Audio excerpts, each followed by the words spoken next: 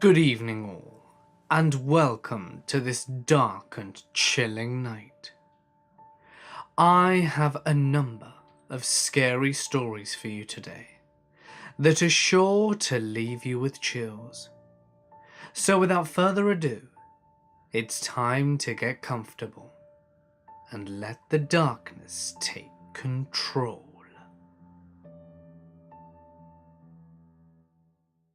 Do you know what it's like to live without a soul? Because I do. It's like watching a romantic movie that's so perfect, you find yourself falling in love with the character. Then the lights come on, and you suddenly remember that person didn't exist.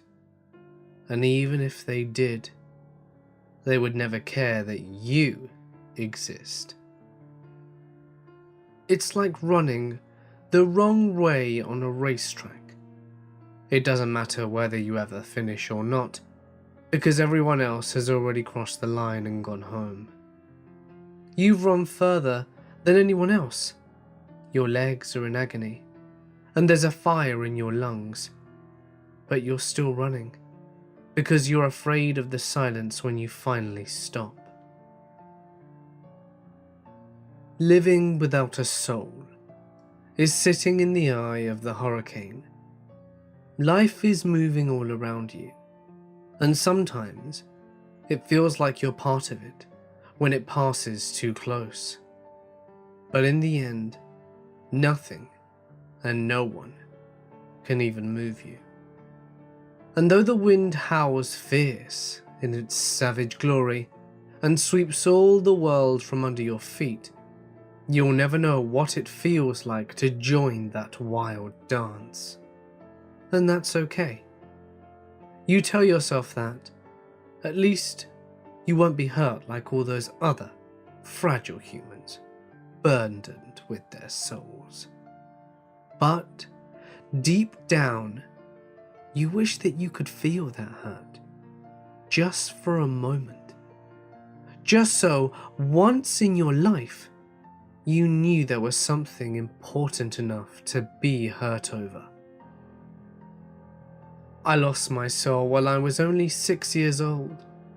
My father didn't want me. My mother told me so. She said I was the reason that he left, and I believed her. I was in first grade at the time, and our class project was to make a paper lantern which was closed at the top. The hot air from the candle was supposed to lift the lantern, although mine wasn't sealed properly and couldn't leave the ground. I was getting really frustrated, and after the 4th or 5th attempt, I got so mad that I actually ripped the whole thing to shreds.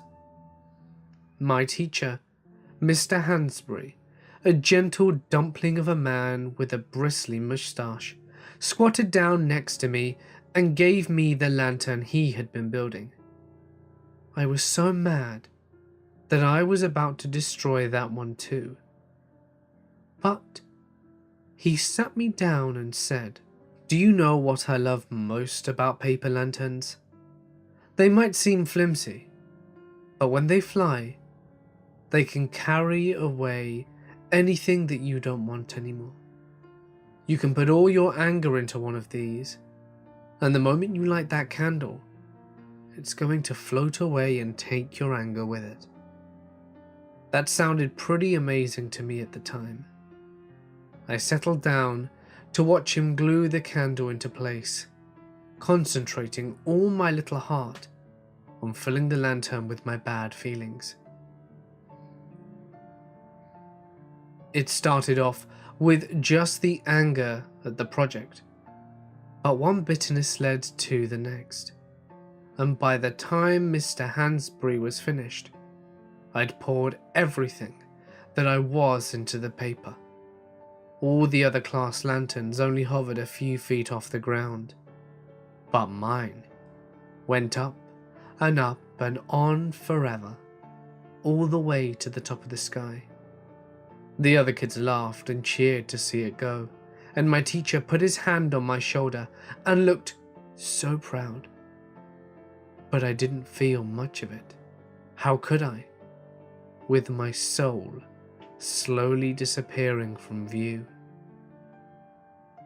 I remember asking Mr. Hansbury if I could go home and live with him after that, but he said he didn't think my mother would like that.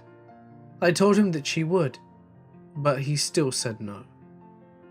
I didn't suppose it would have mattered one way or another though, because it was too late to take back what I did. There's something else besides the numbness that comes when your soul is gone. I didn't see them the first night, but I could hear them breathing when I lay down to sleep. Soft as the wind, but regular and calm like a sleeping animal.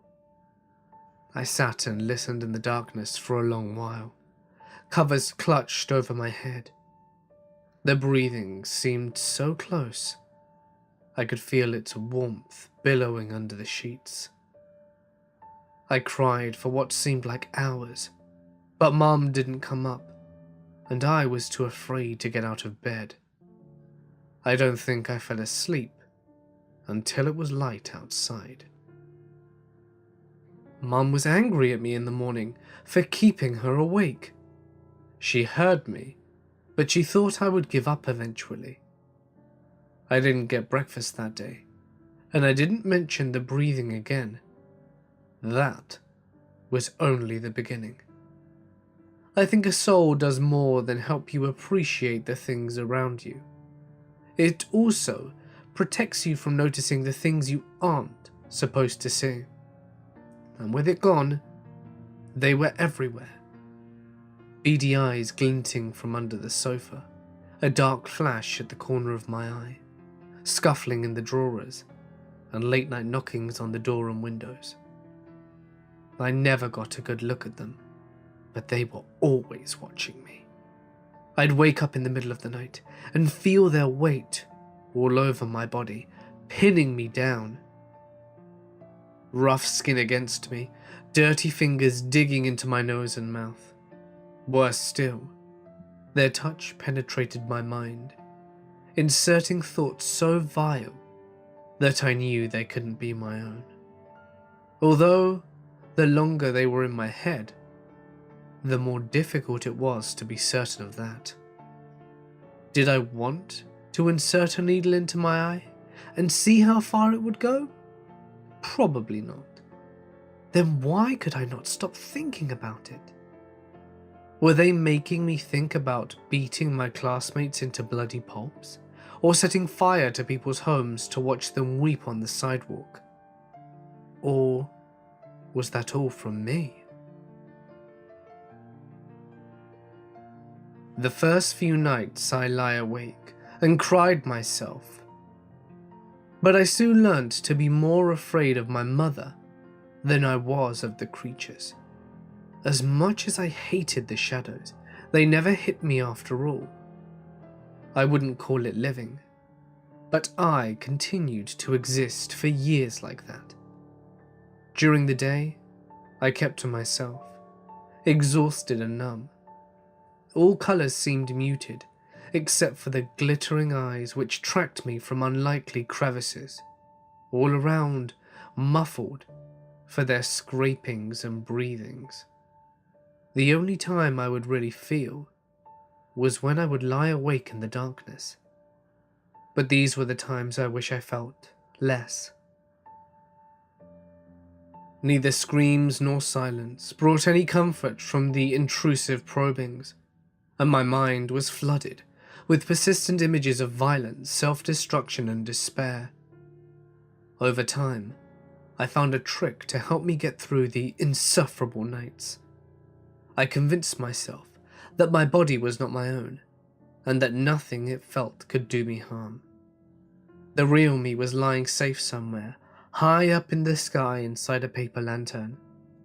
No matter what my flesh did to anyone else, that had nothing to do with me. I kept everything below the surface as best I could, until I was 14 years old. By then, I'd lost the ability to distinguish the origins of my thoughts. All I knew is that I wanted to hurt someone. Hurt them as badly as I wanted to be hurt in return. I picked fights at school. I pushed my classmates around, and they stayed cleared of me. I once drove a pencil into someone's hand where they weren't looking, grinding it back and forth to make sure the tip broke off inside the skin. I heard the creatures sniggering at that, but it was a disdained kind of laugh. When I was called into the principal's office afterwards, I was surprised to see Mr. Hansbury there too. The principal was all rage, lecturing me about stamping around like the Spanish Inquisition. Mr. Hansbury didn't say much. He just looked tired and sad. He didn't speak up until the principal dismissed me, at which point he put his hand on my shoulder and leaned in real close to ask, "Have you looked for it?" I didn't have the faintest idea what he meant. I gave him a stare that a marble statue would find cold. "Your lantern, did you ever try to get it back?" I told him to piss off. "I'm sorry for telling you to send it away," he said, gripping my shoulder to stop me from leaving. "I thought it would be easier than facing, but I was wrong. People can't hide from themselves like that." The pencil was good, but it wasn't enough. My thoughts matched the sardonic tone of the laughter, mocking me for my pitiful attempts, as the creatures crawled over me at night, and their intentions mingled with my own. I decided to bring a knife next time. I considered a gun too, but resolved that it wasn't personal enough. I'd rather look a person in the eyes when the blade slipped them than shoot a dozen scurrying figures from a distance. And what happened to me afterwards? It didn't matter, because the real me was safely floating in a breeze 1,000 miles away. It wasn't going to be at school this time. I wanted to take my time and not be interrupted. Instead, I went out at midnight, the taste of those dirty fingers still fresh in my mouth. I didn't care who my victim was, as long as they could feel what I was doing to them. My neighborhood was quiet at night, and there weren't a lot of options though, so I decided to head down to the 24-hour gas station on the corner. The kitchen knife gripped between my fingers, cold air filling my lungs, groaning laughter and applause from the creatures thick around me in the darkness. I almost felt alive there for a second, just like I did with the pencil. But this would taste better. Holding the knife, I felt like a virgin on prom night, with my crush slowly unzipping my pants. I wasn't in the eye of the storm anymore. I was the storm, and tonight would be the night that I saw the paper lantern floating in the air, just a few feet off the ground. The shell was so filthy and stained that I could barely see the light inside. It was impossible for the fragile thing to have survived all these years. More impossible still for the single candle to have burned all this time. But I knew without a doubt that it was my light by the way the creatures howled. They hated it with a passion, and would have torn it to shreds if I had not gotten there first. I plucked the lantern from the air and guided it softly to the ground, the shades screeching as they whirled around me. Feral animals cowed by the miraculous flame. Holding the lantern close, I found the note that was attached. I found this in the woods. Took a couple of days to find it. Mr. H. I collapsed on the sidewalk, trembling for all the time I'd spent away from myself, blubbering and sobering like an idiot until the flame guttered out from my tears. The howling creatures reached a feverish point, and then there was silence, all rising together into the sky with the last wisps of curling smoke from the lantern. It hurt like nothing I'd felt in years, but it was a cleansing kind of hurt. I didn't hide from it. I didn't send it away. I didn't drown it with distractions or fight its grip on me. I won't go so far as to say that pain is a good thing, but it is undeniably a real thing, and I'd rather hurt than send it away to live with the hole it leaves behind. The devil is known for his patience. He will see a ripening sin in our youth and wait all the long years of our life before the harvest. And why shouldn't he? What is one more soul to the untold billions in his dominion? What is one more year in the infinite span of his corrupted reign? Perhaps by waiting, he is even giving us a chance to spend our lives repenting for what we've done. But I wouldn't know. Sins such as mine are so terrible that no absolution is possible. So I suppose there was no reason for him to wait. He came for me in the woods while the mutilated woman I killed was still in my arms, warming my body with her blood. It's strange that I cannot remember why I even killed her, or even who she is, but this feeling of guilt so permeates my being that I would have walked to hell myself if I had known the way. I will not waste effort describing the devil. The impoverished words at my disposal have only been designed for this material world. Even as he stood before me, he was more removed from my understanding than the glorious sun was to a blind worm. It is suffice to say that he could not be perceived with any one of the senses, but the pressure of his presence so commanded my consciousness that I was aware of nothing else. Escape was impossible. Words were meaningless. I let this woman slip from my arms and stood to face him with all the dignity remaining to a man so removed from God. When he turned from me and began to walk through the fading light of this dying world, I kept pace with him and did not turn to either side. Where we walked, I do not know, but it seemed as though he could have relived my entire life in the time it took for him to stop. As long as he was beside me, I could not make sense of what else might be. Even the thoughts in my head and the temperature on my skin were insignificant to his companionship. As terrifying as it was to know my fate, I had found certain tranquility in the mindless journey at his side. Now that I could feel him begin to depart, however, my mind revolted, as though starting from a nightmare. I forced out the first thought I could muster to delay his departure. Who was she? You will suffer more if you do not know. And he was gone, and with him the curtain lifted within me, to reveal the horror of his empire I now found myself mirrored within. Perhaps it would be more accurate to call hell a person than a place, however, considering the unceasing sentient screams which pummeled me from the land itself.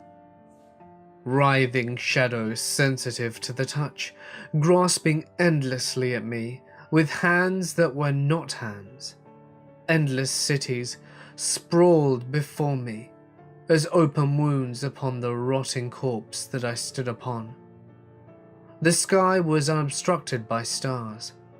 Instead, vaulting endlessly into a timeless abyss.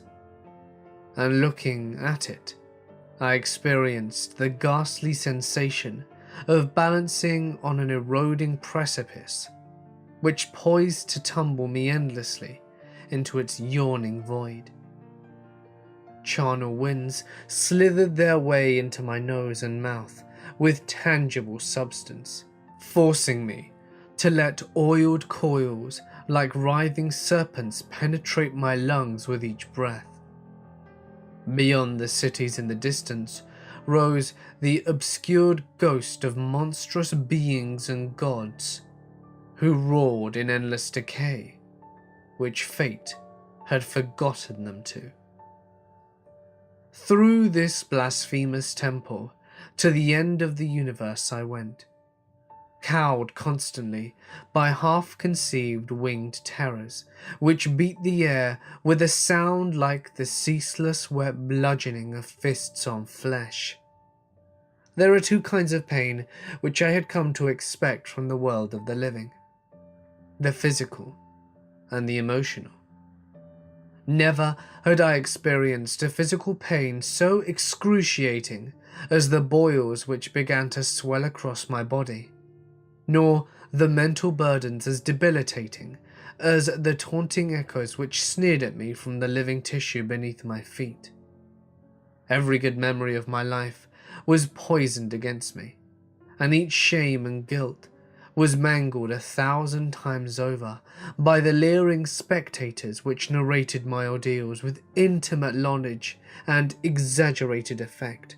Worse than either was the spiritual pain I endured, however, the gnawing hopelessness and depression which robbed even my sense of self.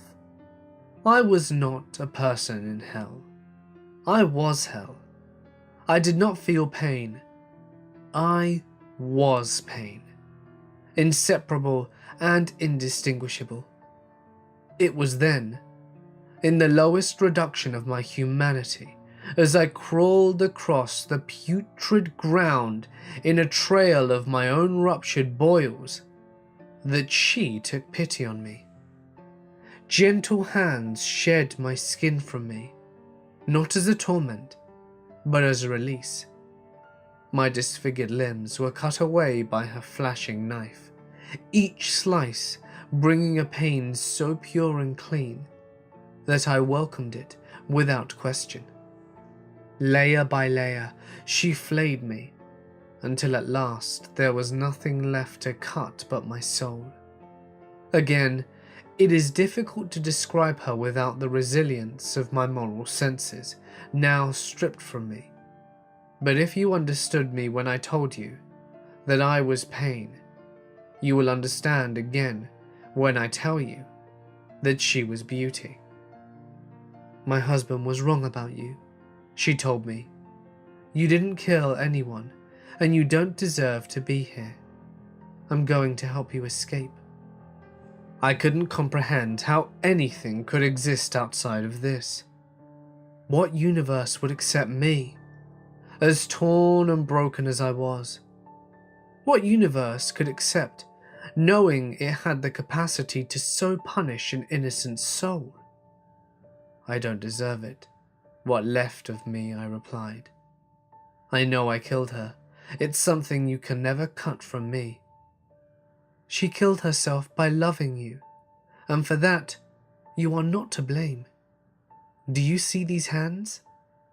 When she cupped my hands in her own, I knew she was creating them as she spoke. Clean, strong hands, untouched by the blemishes of hell. These hands could never be used for hurt. These eyes could never look upon such evil as its own creation. I didn't even have a face before she spoke, but my entire body was growing with each word. It was as though the seed of my soul was sprouting new life. Shards of bone lanced out and flourished with muscles like thickening bark, organs dropped and swelling like ripening fruit, and the network of veins and arteries blossomed towards her as though seeking nourishment from the sun. Through the macabre landscape we sped, dancing across the festering world as softly as light through a drop of water. I could see her more clearly, and further we traversed, although she never stayed still long enough for me to get a proper look. Bare feet skipped across the rotten land and twirled her through the looming spectres which besought us on all sides. It is a wonder that the oppression of this unending night had failed to extinguish her spark, uninvigorated by the purity of her wake. I was whole again. You are his wife, then? It was difficult to speak to her as we raced, but I managed to slip in a few words every time I was able to draw near. We are bound to each other, yes, she replied. And then she was gone again, leaping fearlessly between fragile grips as she vaulted upwards. I followed her, up the tortuous broken hands the size of hillsides, which stretched vainly from the ground towards the vacuous sky. Of all the madness in this cursed place, that must be king. My husband is not mad, and neither am I for being with him, she replied. She was pulling herself up, through the fingers now, stopping to wait for me atop one of their monstrous joints. And if I were to love you instead, I asked, would that be mad as well? She smiled at me and stretched her slender hand to help me clamber up beside her. We sat together, staring upwards from the bottom of an endless sky, the slightest brush of her leg against my own intoxicating me with rapture. All love is paradoxically mad, she replied. It is an assault on reason, but in doing so it creates its own reason. But it won't do any good, because this is where you have to leave. And will you leave with me? She shook her head. You can't prefer to stay here. She nodded, saying, but you are free now, and that is what matters. All you must do is jump from this point, and with the body I have given you, you will be able to fall all the way back until you've left hell altogether. I've already left hell, I said, since the moment you found me. And if I were to leave you here, then I know wherever I found myself would be hell again without you there. You are being silly, wasting time. If my husband finds you with me, he won't, because you're coming with me. I cut her off, preferring not to dwell on the thought of being found. I can't. I made a promise. Then I can't either, and that's my promise to you. To prove my point, I even slipped down the finger we sat upon and began crawling backwards towards the massive palm. Stop it! If he'll find you, he'll what? I shouted back. What can he possibly do that he hasn't done already? I saw in her something I could not live without, and she must have seen something in me that she could not let die. I hadn't even made it back to the giant palm before her hands clasped me and heaved me back onto the twisted finger. We stood there for a while longer, together, hand in hand, staring up at the terrifying fall.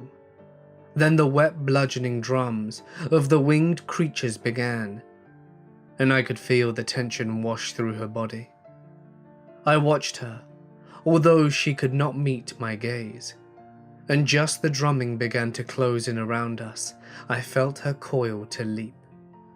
We jumped together, flying and falling simultaneously, in a dizzying tumble. The massive hand snatched at us as we began to depart, but it was too slow to prevent our liberation. The entire world screamed with more agony than could be contained. But though the lands reverberated with its echoes, even this deafening cacophony was quickly falling behind. The gut-clenching freefall distracted my attention, but I never let go of her hand as we whirled through the timeless void. It wasn't until the initial exhilaration began to fade when I could tell that something was wrong. I didn't have to look at her to feel her hand withering in my grasp. Her skin wrinkled and dried as though years of heat began into it. Her skin wrinkled and dried as though years of heat beat into it with every second we passed together. Soon it began to crack and bleed, washing me with her warm blood. While I still felt healthy and strong, I was forced to watch with helpless terror as her body was devastated by the passage through the void. Her smooth hair began to mold and free fall in greasy clumps. Her face was torn, as though blasted by relentless sand, and though her fingers clutched on to me ever more desperately, I could feel the strength fleeing from them. No torment in hell could match the guilt, knowing she was enduring this for me. As the spinning abyss began to slow, I was able to swim through the air and clutch her onto me, cradling her in my arms as her body continued to deteriorate. Blood was now flowing freely from 1,000 sourceless wounds.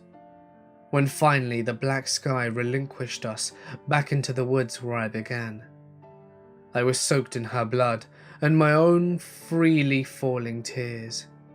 Staring at her mutilated form, she was completely unrecognizable from before. My head was clouded, as though freshly waking up from a dream, and though I tried to hold on to the details, they were stolen from my mind with an inexorable decay.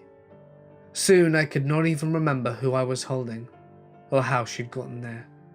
All I knew is that it was my fault, and the weight of the guilt which her death bade me carry. When the devil came for me again, I knew I would follow him willingly, no matter what horror lay in store for me. I knew I deserved it for what I had done. I am at least 15 feet from the frozen shore when I hear it. The ice feels as solid as concrete, so I take another step. The Winnebago Shishish is like most of the Minnesota ice-out lakes, which will remain frozen until spring. There's no chance of breaking through.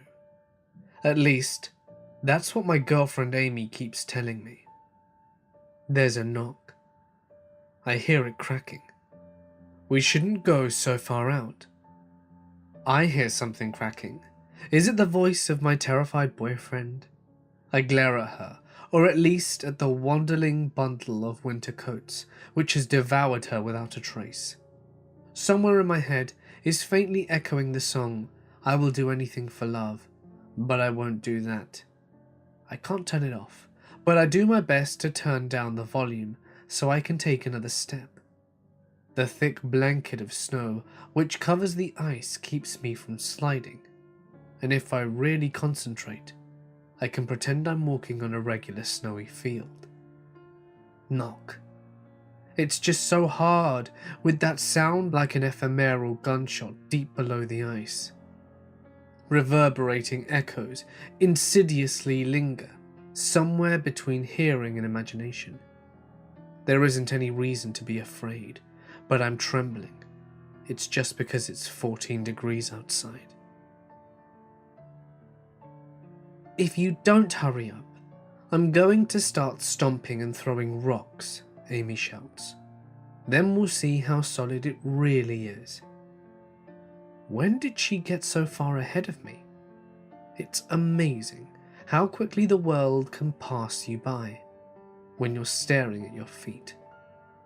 I scramble and slide another few shambling paces towards her. It's easier to move if I just focus on her. Don't look down. Don't look down. Don't look.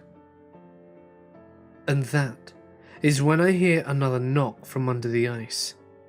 I look down. My body doesn't ask for permission first. I couldn't help it. When the sound comes from directly below me, I stare down into the blank patch of ice where the snow is thinner. I stare down into the blurred blue-tinged face on the other side and the hand which pulls back. But the knock doesn't come. This time, the hand simply presses against the underside of the glassy window. Fingers spread wide in an intimate gesture, as though inviting my touch from the other side. Seriously, dude? I'm gonna freeze to death waiting for you. Amy? My voice is muffled from my scarf, but I can't look up from the lake. The face is coming into focus as it presses itself against the ice. Amy's skin had never been so pale, her eyes never so blue, as though staring up at me from below my feet. I swear to God, if you're gonna pussy out on me, then I'm leaving your ass here. You said you'd go all the way out with me. Amy, the other Amy, underneath the ice. Her mouth is moving too. It isn't hard to read her lips when it's only one word. Run. You've got 5 seconds before I leave you here, my girlfriend shouted. 4. My knees buckle, and I tremble down to peer into the ice. The other Amy isn't exactly identical. Her clothing is different, but familiar.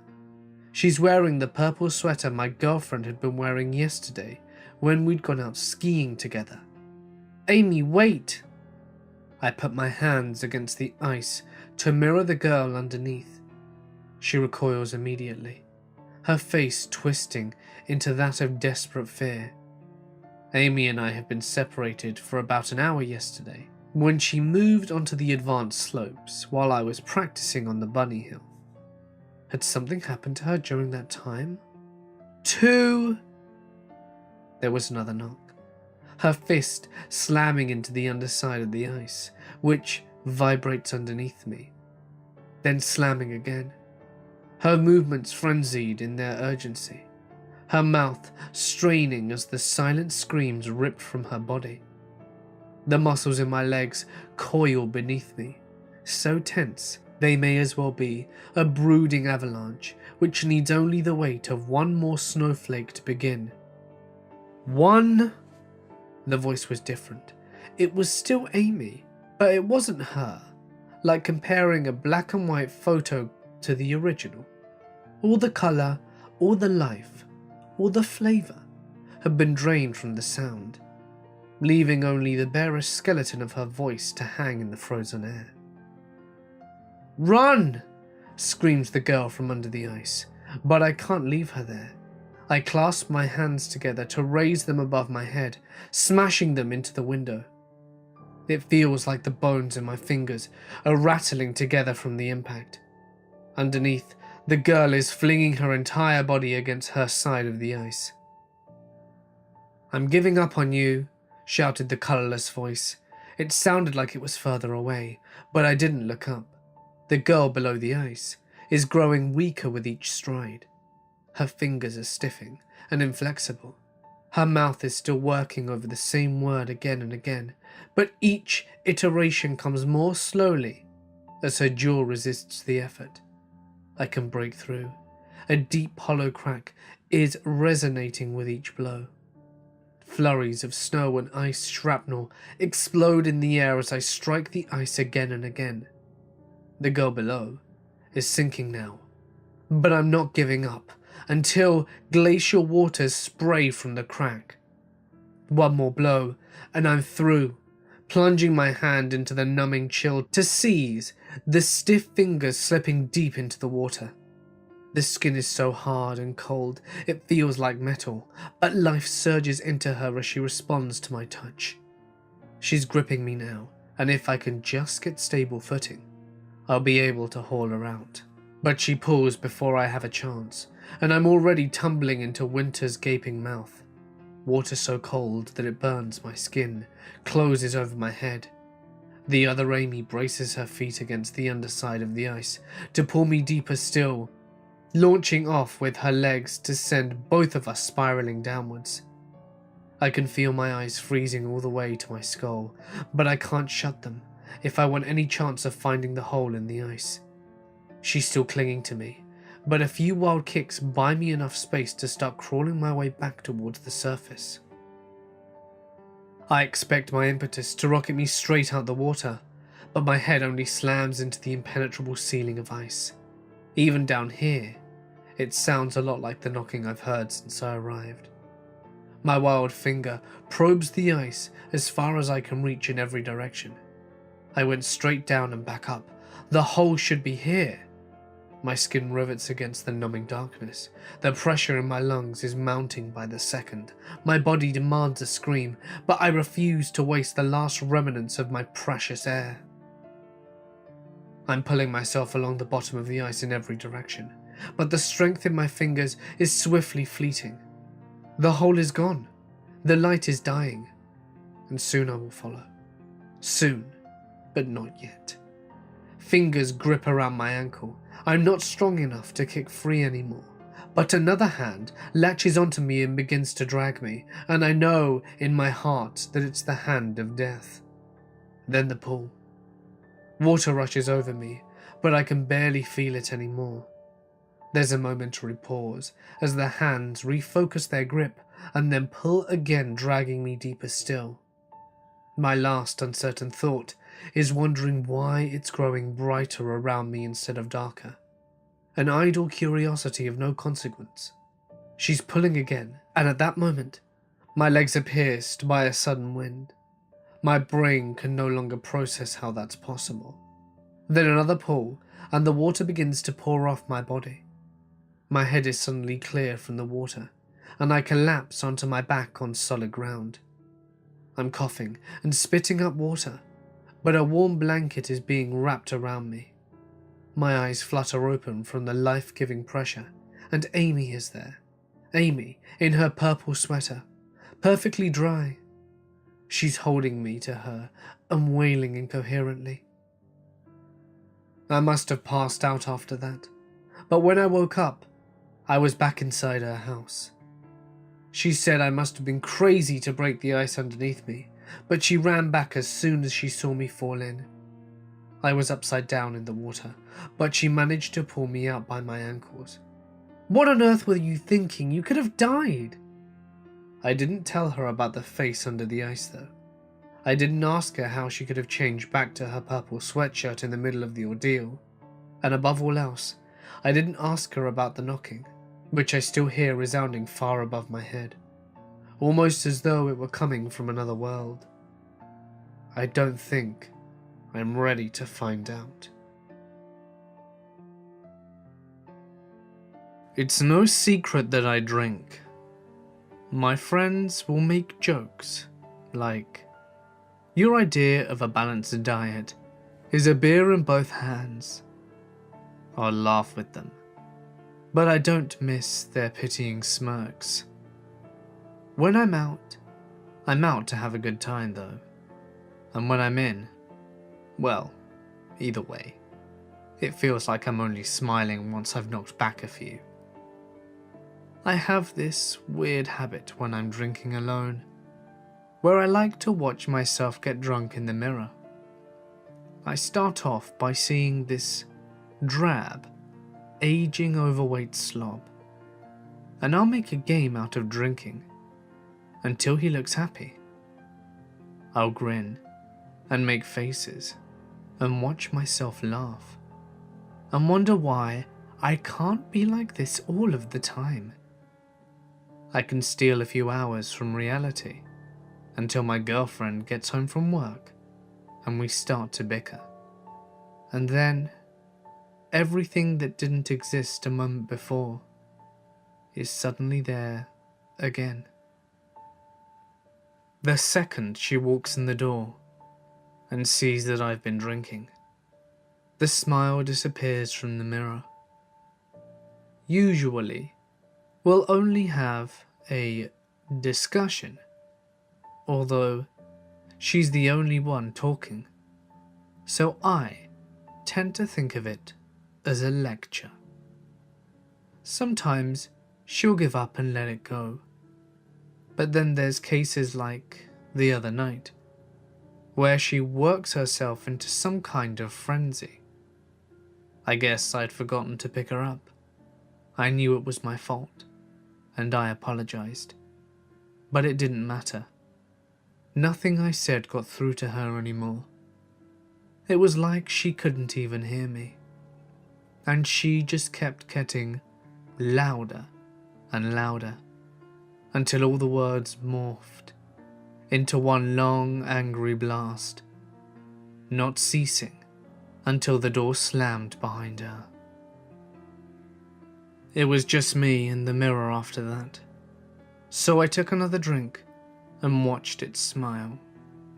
A big, sloppy smile, as wide as I'd seen, stretching my face into a caricature of itself. It would have been heartwarming to see if I really had been smiling. I turned my head slowly from side to side, watching the mirror from my peripheral vision. The man in the mirror turned too, matching my movements exactly, giving me full view to all its leering teeth. Meanwhile, I felt my own closed mouth with my hands, just to be sure. The mirror was smiling, but I was not. That unnerved the hell out of me. It was a wake-up call. I emptied the rest of my bottle down the sink, and I went to lie down for a while. The weird thing was that I didn't really feel drunk though. I was still walking straight, thinking clearly. I was barely even buzzed. Laying there in the dark and thinking about what happened wasn't any better. I felt like I was going to start sobbing. After about an hour of tossing and turning and hating myself, I got up to use the bathroom and looked in the mirror again. I wanted to see myself smile, even if it wasn't real, just to know that it was still possible. I was even more sober than last time. I could feel the miserable weight of it. My reflection though, a coy dimple at first, but before my eyes, it was stretching into a beaming grin. I felt my slack, loose face again, with both hands, then reaching out to touch this smile in the mirror. My hand tensed into a rigid claw.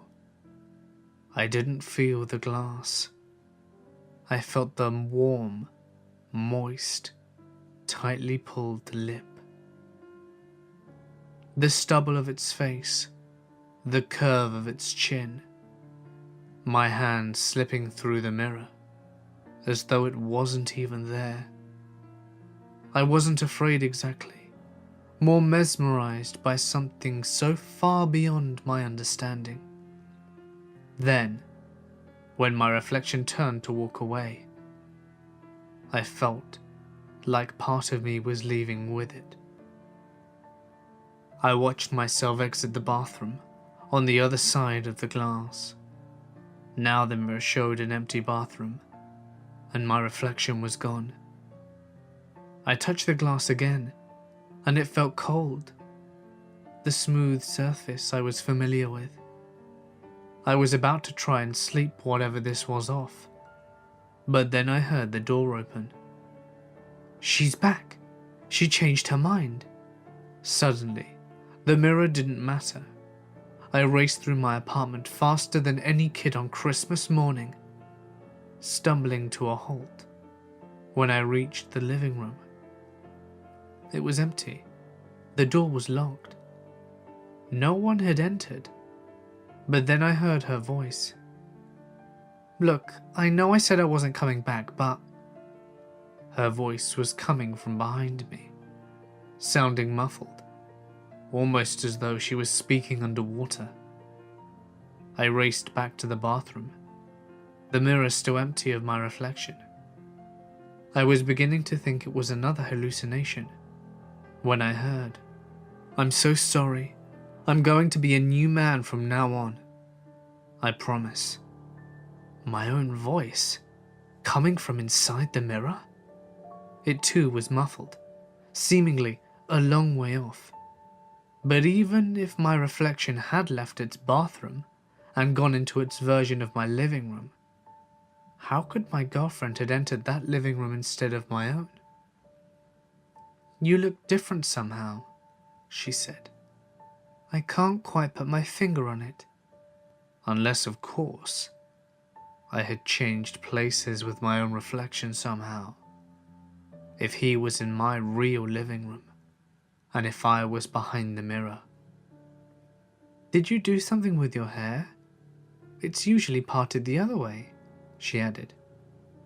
"I'm just happy to see you, that's all," my voice said. "I guess you're not used to seeing me smile." "Maybe you're right. It's a good change." I climbed onto the counter at this point, an inch from the glass. But still, no reflection. I mapped the entire surface with my hands, then harder, pounding my fists against the mirror, watching the whole pane rattle against the wall. "Hello? Can anyone hear me?" I shouted. If they could, they made no sign. I heard them talking softly for a while, and then she started to laugh. I don't remember the last time I heard her laugh. I was getting desperate by this point. I wanted to smash the mirror to pieces, but I was afraid that would block my only route home. I sprinted back to the living room, threw open the door searching for something, anything, to make sense out of this madness. I didn't make it far before I heard her scream though, and I felt compelled to run back and see what was going on. My heart leapt when I saw my reflection again in the bathroom mirror.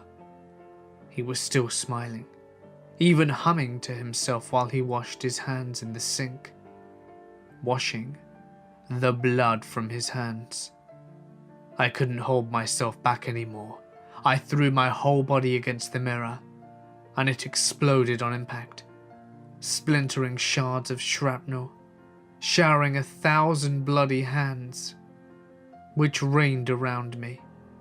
I didn't stop hurling myself again and again into the empty frame, smashing and driving each fragment of glass into my hands, until there was nothing left but diamond dust. I was heaving for breath when I walked back into the living room. My real living room.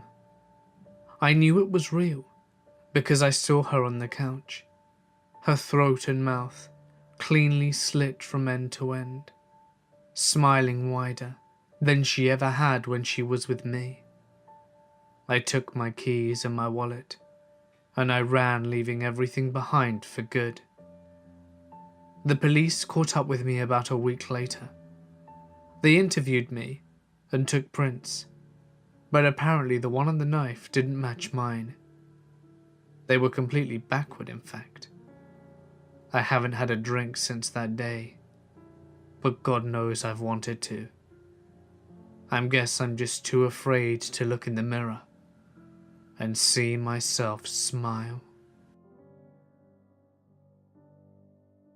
Me and the guys were just doing a sweep of an old oil refinery when I found the eggs. I guess they liked the heat, because they were all clustered right around the fractal distillation chamber, which gets up past 720 Fahrenheit when the crude oil is being heated up. The whole building was scheduled for demolition though, and it was our job to make sure the place was cleaned out. "Anyone want a souvenir?" I shouted, Guess the crew was in the other parts of the building. The eggs were about the size of my fist, all black and covered with thick bristles, like an especially paranoid cactus. Only one of them was really even intact. Maybe it's because the refinery hadn't been running in a while, but 5 out of the 6 eggs were cracked and leaking some kind of thick, rotten-smelling jelly. I was more motivated by the clock than curiosity though, and I was about to mark the room as clear when... "A souvenir? Want a souvenir?"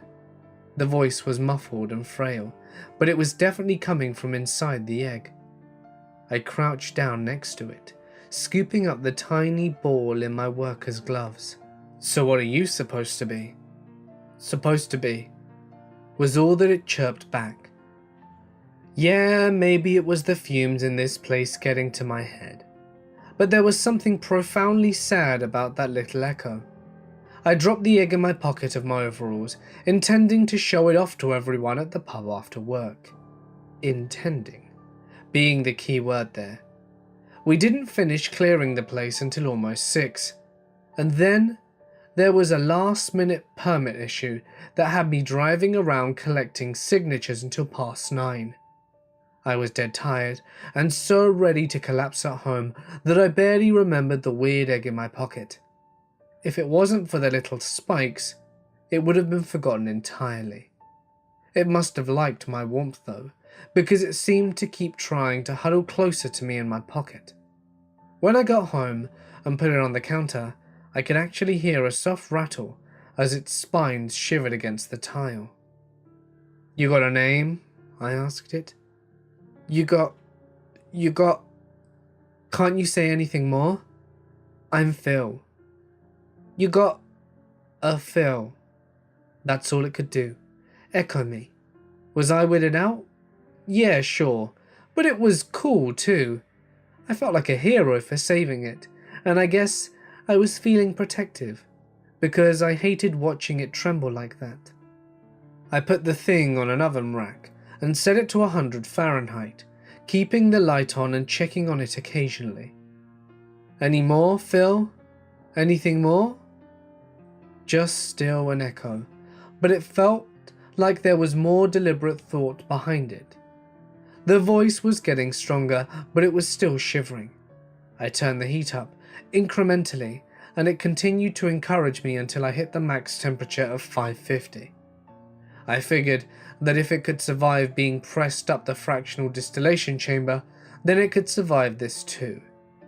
The egg seemed to be loving it sure enough.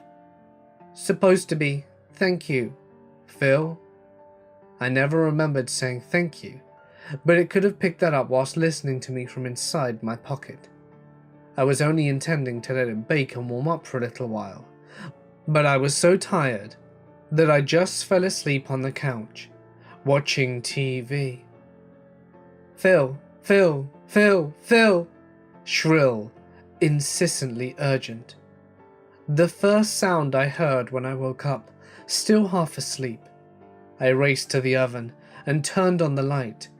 Thick black jelly was dripping through my oven rack. Had I accidentally killed it?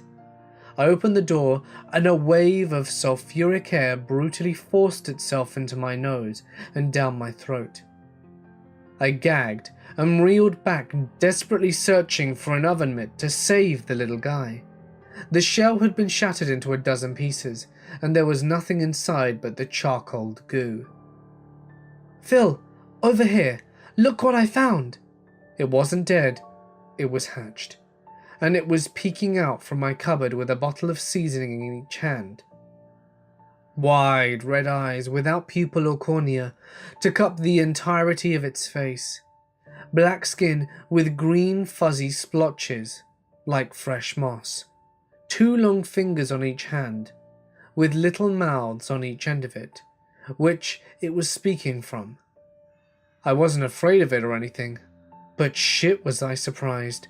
It had already formed a perfect circle of spilled herbs and spices on my counter, There was a wide assortment of opened bottles and jars that would stick its fingers into before deciding whether to spill the contents into the circle or not. "Stop that, you're making a mess." Phil, it's a circle, Phil." It squealed with pride. "What the hell are you?" The hell you," it mimicked in a voice which was obviously a crude impersonation of me. I spent the next 20 minutes chasing it through my apartment, trying to trap or corner it somewhere. Of course, the little bugger thought it was just a game, and squealed and giggled with delight as it evaded my grasp over and over. I briefly considered calling my landlord, but somehow this seemed like something that would end up adding to my next rent payment. I was already late for the demolition though, and I couldn't fool around forever. Eventually, I lured it back into the oven where it seemed almost comfortable and slammed the door tight.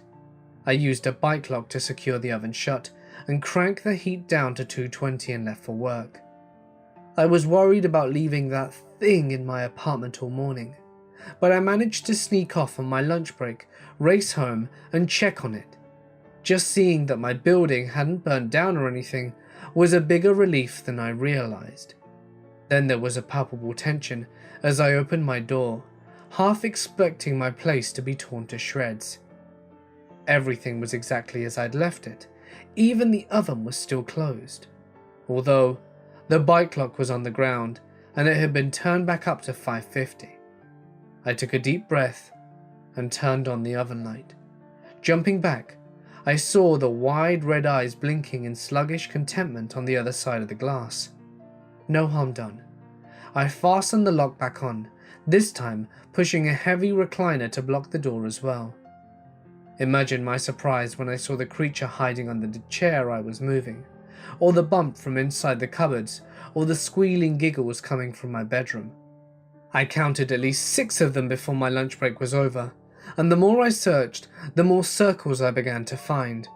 On the carpet, in the closet, on top of the TV, little circles of herbs and spices. And when they ran out of those, they improvised with whatever they could get their hands on. Mustard, mayonnaise, crumbled chips. There must have been 100 circles in my place. Meanwhile, my phone was ringing every 5 minutes. The demolition crew yelling at me, wondering where I was. I couldn't leave them in here. God knows what they get up to. I couldn't stay to watch them either though. I just opened a window and did my best to chase as many of them out as I could. They seemed bigger than they were this morning, almost the size of my head now, and their strong fingers had no trouble scaling down the brick building to escape. Anything more, Phil? Perhaps that was the original one, but I couldn't tell for sure. It clung to the outside of my building, hesitating to look back at me. Supposed to be happy here, Phil. Supposed to be home. My phone was ringing again, so goddamn impatient. Answering with one hand, I grabbed a broom in the other to push the creature further away from the window, hoping the rest of them would find their way out when they were ready. I followed the siren call of my cell phone and went back to work. That was the last time I've seen one of them, and I guess I should be thankful for that. But I'm not. I could tell something was seriously wrong when I was still a few blocks away from home. A dozen trash cans were lined up in the center of the road, and I had to get out of my car to move them. All the trash had been removed, and it was spread on either side of the cans in the shape of a long, evenly curving line. When the trash had run out, it was replaced with anything and everything to continue the unbroken line. Broken wood, loose bricks, stolen bikes, and streetlights, all jumbled together. It just looked like a giant mess here, but I bet if I looked from the air, it would be shaped like a perfect circle, 2 or 3, maybe half a mile wide.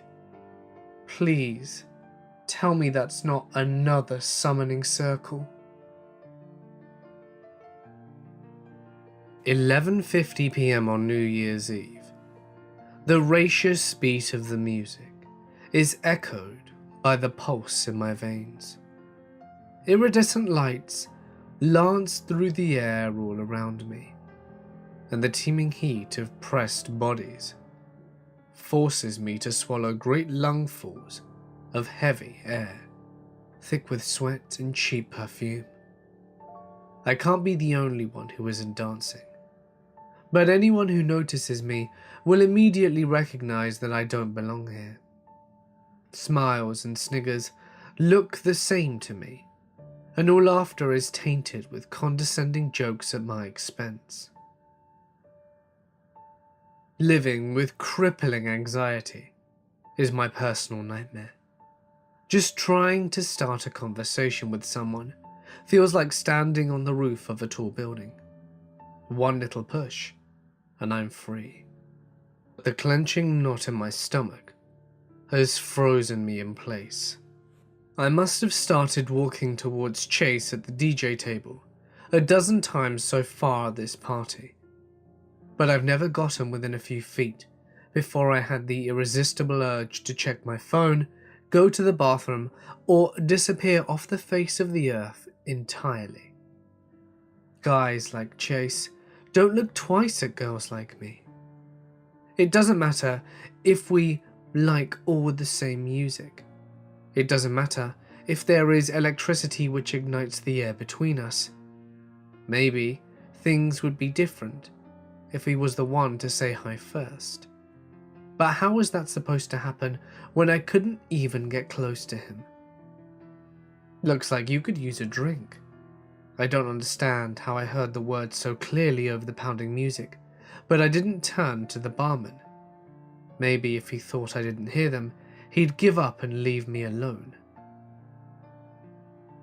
Maybe too. What's your poison? He insisted. I don't drink. I dismissed him over my shoulder. You mean you didn't used to drink? I finally turned to see an elderly man with a closely groomed grey beard and a vest which fit so closely that it might as well have been sewn onto his skin. His dark eyes drilled into me with undistinguished fascination. You didn't used to do a lot of things, he continued. There was a time you'd never walked before, but then you started, and you haven't stopped since. Now it would be silly to say you don't walk, wouldn't it? You aren't even the same person who couldn't walk anymore. What do you mean, not the same person? A sudden lull in the music was punctured by Chase's voice on the loudspeaker. 5 minutes to midnight, who's ready to burn the rest of the year? He was answered by an overwhelming cheer, but the old man's words still clearly punctured the chaos. I mean, you're remembering someone else's memories. Next year you'll be new again, and then you'll remember all the memories you have now and think that they're yours. You'll have all the same habits, be afraid of all the same things because you think that's who you're supposed to be. But it's not. The new you will have to decide for herself whether she wants to keep copying a failing strategy or learn from it and try something else. I don't have a failing strategy, you don't even know me. How could I? He replied promptly. You're a blank slate tonight. Even you don't know you yet. So how about that drink? I nodded, not fully understanding why. He spoke with such a simple surety that I couldn't muster anything to refute him. The barman pulled a purple bottle from under the shelf and spun it deftly between his hands. A fountain of thick, rich liquid, like cough syrup, sprouted into a perfectly placed mug, which I hadn't noticed a moment before. What is it? Just what you need. Cheers. He poured a second glass for himself and toasted me. May we make room for new growth by pruning the dead branches, and may we leave what's dead behind. I took a long drink, forcing myself not to gag as the thick liquid dribbled down my throat like oil. He finished first, slamming his glass upon the table and wiping his beard with the back of his hand. Before I had a chance to finish mine, the barman added, "Those who die a little each night will never feel the pain of those who go all at once. You're the lucky ones." Huh? I wiped the last of the thick residue from my mouth. It's almost midnight. Are you ready to let the old you die? Almost midnight. I was running out of time. I felt a certain tranquility while walking towards the DJ table. The old me would have turned away by now, but I didn't slow down even when Chase looked right at me. The electricity wasn't a barrier anymore. It was charging me, an exhilarating fuel which propelled me through the churning dance floor. I even allowed myself to step in time with the music, bobbing and swaying with the mesmerizing beat. It almost felt like I was flying, until suddenly I was close enough to finally say, "Hey Chase." My wildest paranoia couldn't have prepared me for his reaction. Glancing up from his computer, Chase's face contorted into a horrified caricature of his self-assurance.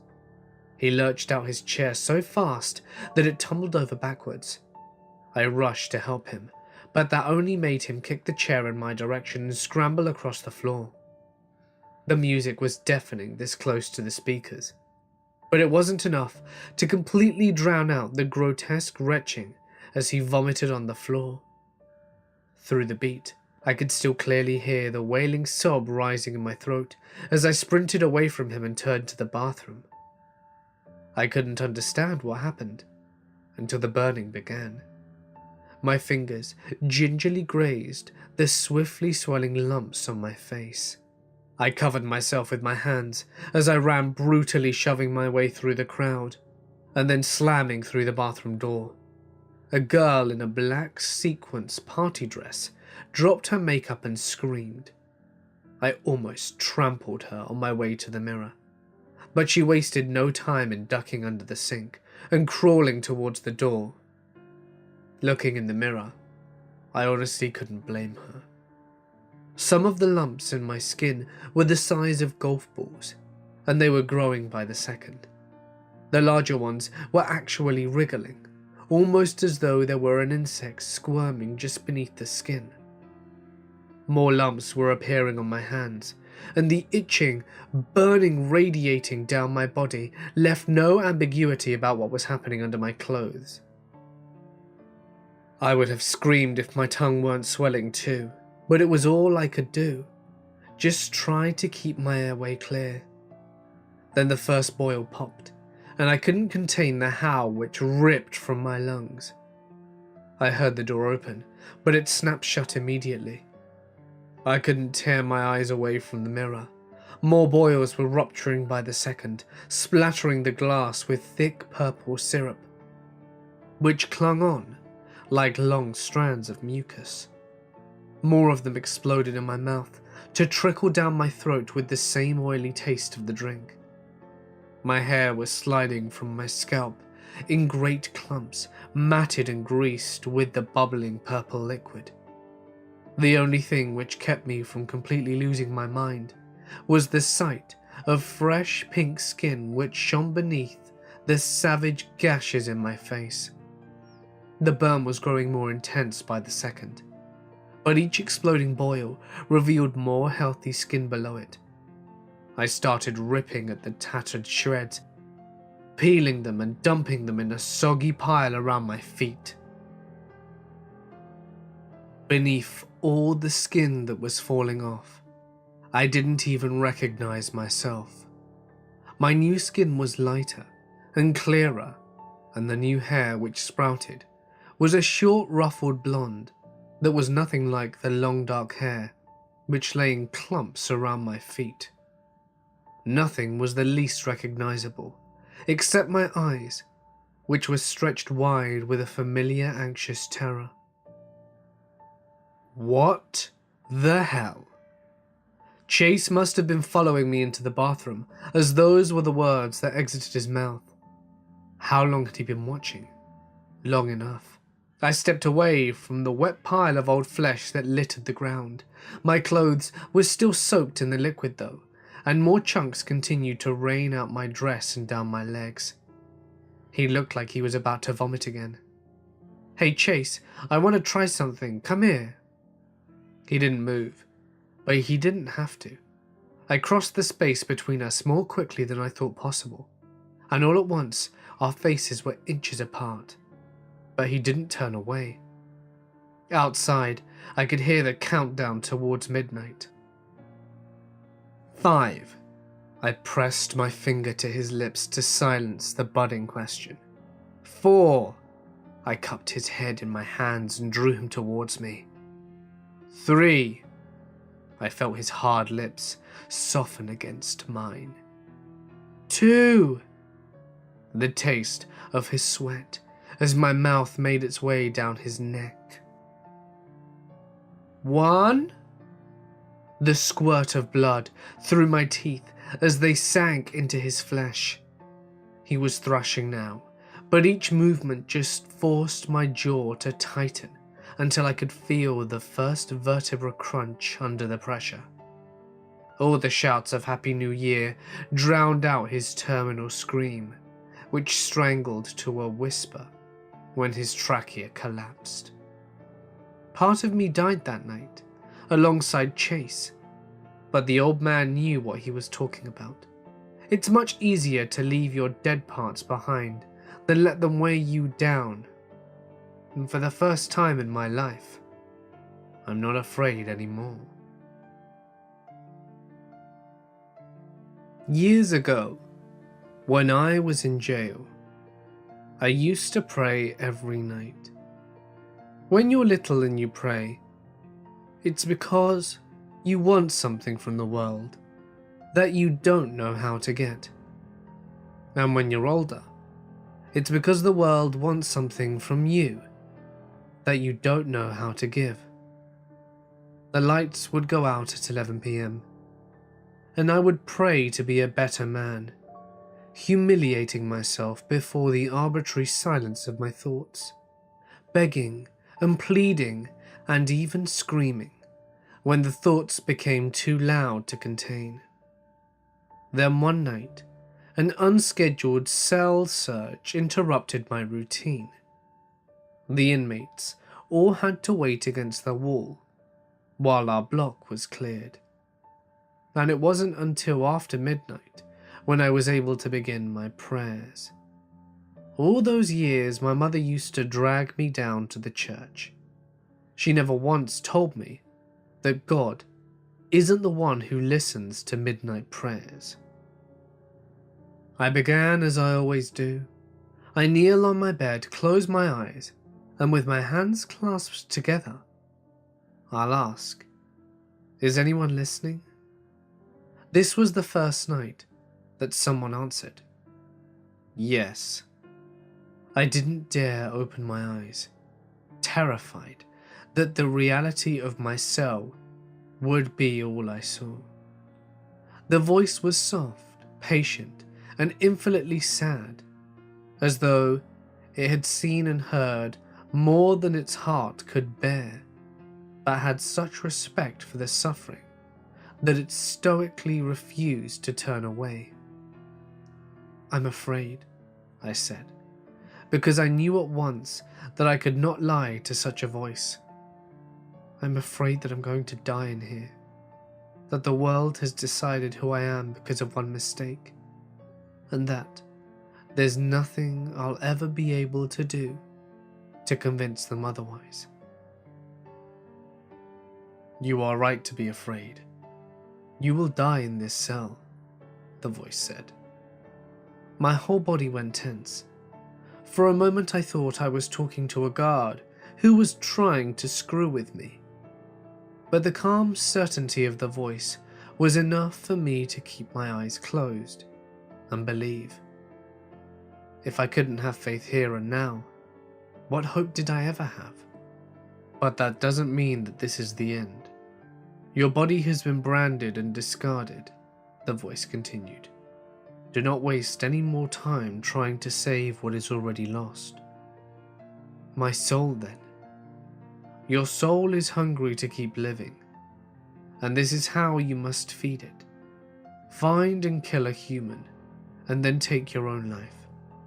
When these eyes close for the last time, the eyes of your victim will open and you will be looking out.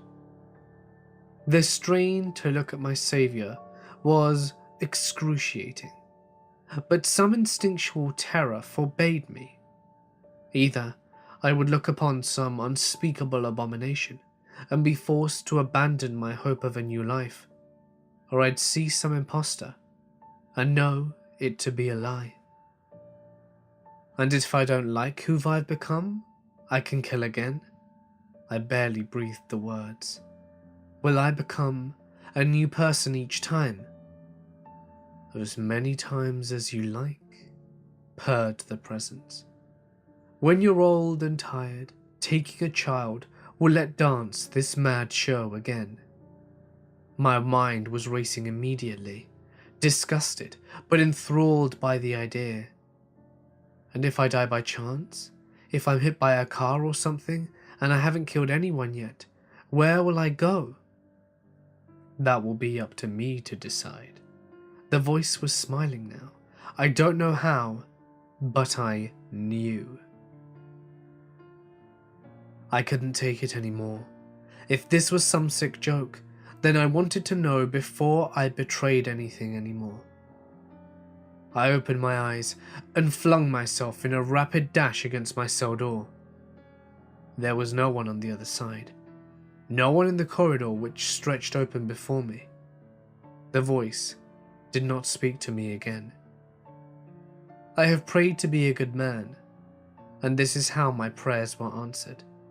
I will become a good man, but I had to find and kill him first. Killing another inmate would be pointless. Why start life again in another cell? It had to be a guard. Someone with access to the outside, so that I could make my way out and then kill again. It took about a week for me to get a metal shiv that would be up to the job. I took my victim into the yard during the bedlam of gang squabble. He was innocent of everything, but standing next to me when the opportunity arose. And I do not wish to dwell on the incident with any more detail than that. I only had a few seconds before the other guards tackled me, but it was enough to force the shiv into my own heart. And the light bled from me, and the pain dissolved into oblivion. I prayed again for forgiveness.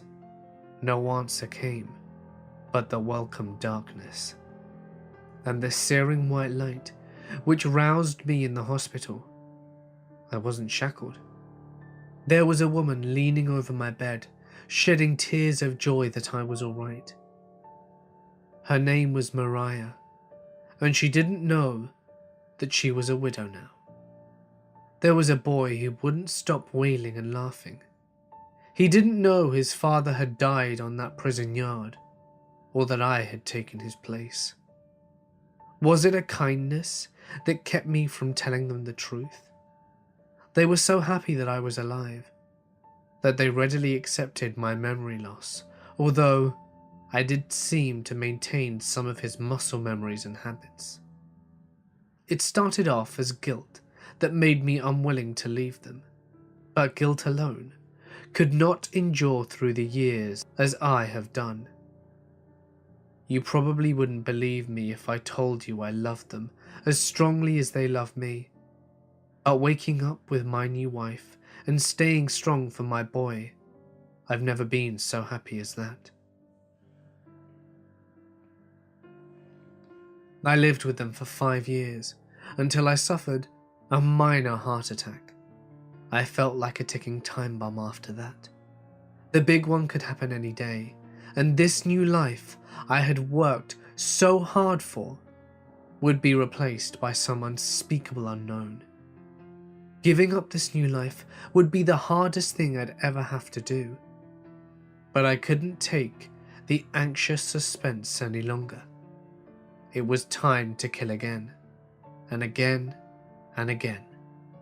I wouldn't let myself get tied down like that again. That one was famous, or another had a better house, or a hotter wife.